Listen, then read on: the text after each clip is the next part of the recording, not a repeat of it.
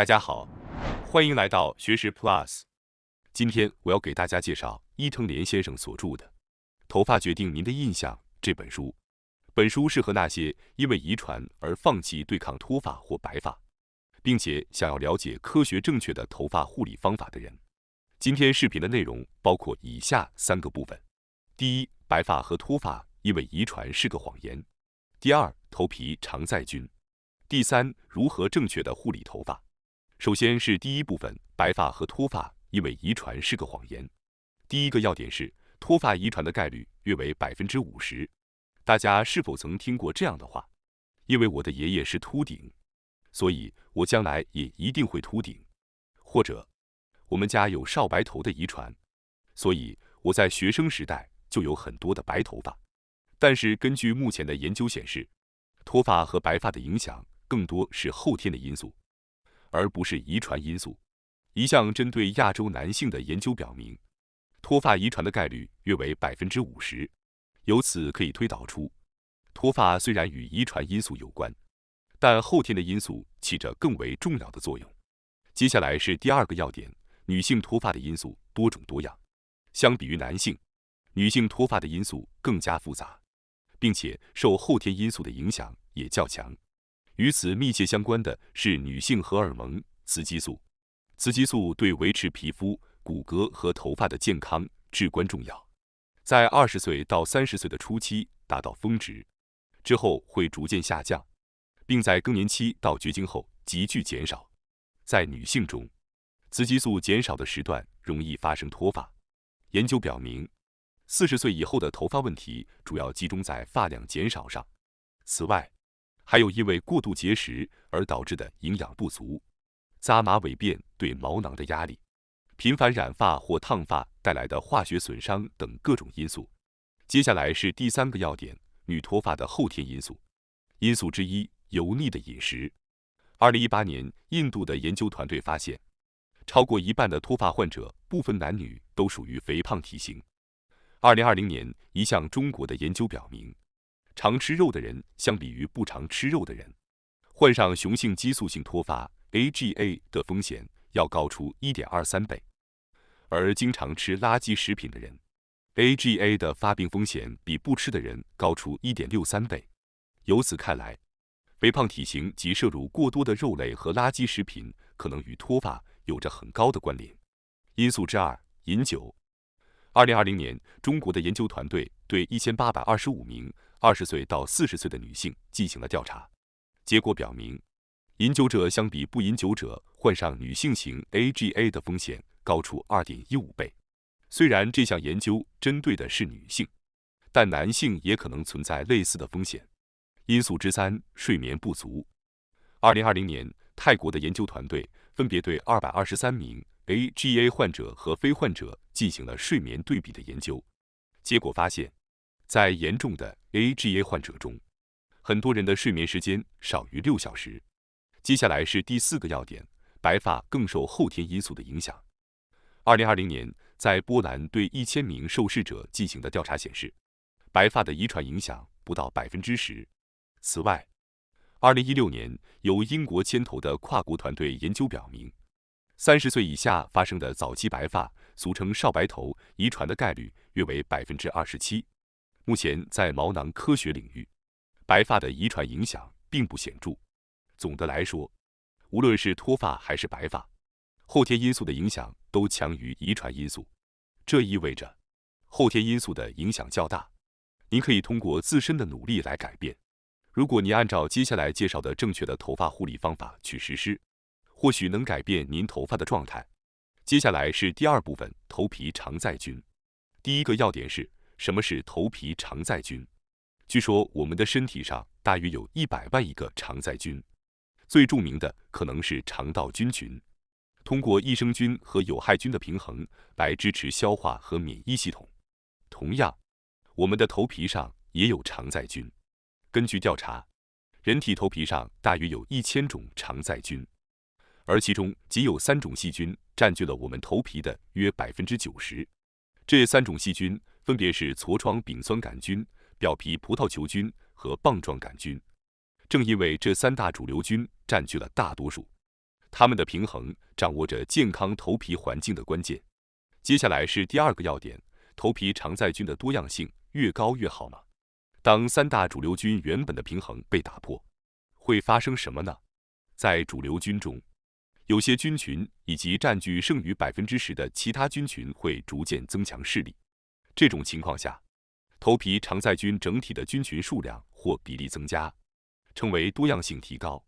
根据作者的研究，随着年龄的增长，头皮常在菌的多样性确实会增加。原本占据90%的三大主流菌，在60岁时比例降至80%以下，而其他菌群的数量和比例则有所增加。听到多样性增加，有的人可能会认为这是件好事，但作者表示，在头皮方面，并不能简单的说多样性高就一定好，因为在这些增强视力的菌群中，有些菌群显然对头皮有害。接下来是第三个要点，导致脱发、白发的常在菌。在头皮常在菌中，有一种对头皮和头发有害的菌，就是棒状杆菌。它是前面提到的三大主流菌之一，平时并不会特别有害。然而，当棒状杆菌因某种原因过度增殖时，头皮会更容易发生炎症。这是如何发现的呢？作者的调查显示，头皮发红程度高及炎症多的人，棒状杆菌的异常增殖现象明显。同时，这些人也更容易出现白发和脱发，因为棒状杆菌几乎存在于所有人的头皮上，所以任何人都有可能经历这种过度增殖。接下来是第四个要点，如何平衡头皮常在菌？方法之一，控制饮食。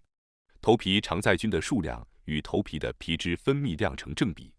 原因很简单，因为供其生长的食物增多了，特别是棒状杆菌。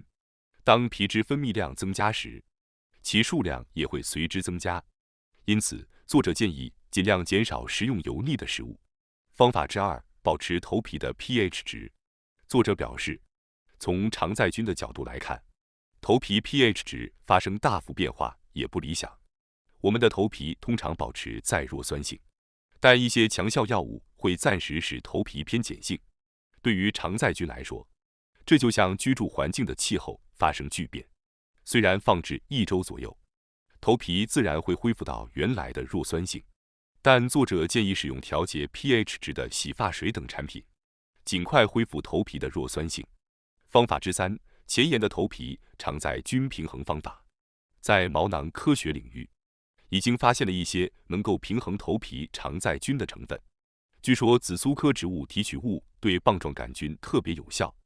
作者曾用这种提取物试制了一种育发剂，让16名女性使用。经过1个月、3个月和6个月的观察，发现棒状杆菌逐渐恢复到了头皮本来的平衡状态，脱发和白发的数量也有所减少。在未来，这种包含有益菌平衡成分的头发护理产品可能会引起更多关注。接下来是第三部分，如何正确的护理头发。首先是第一个要点，每日正确护理是防止头发老化的最大秘诀。